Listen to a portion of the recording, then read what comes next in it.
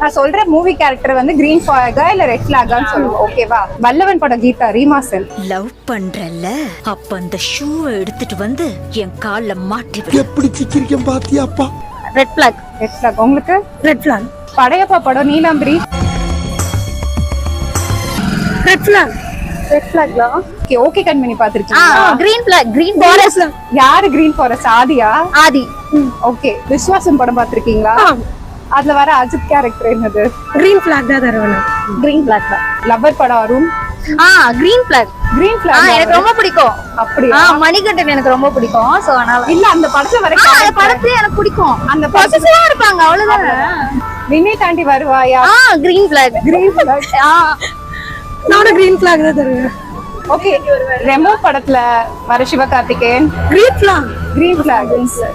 Okay. Okay, thank you so much.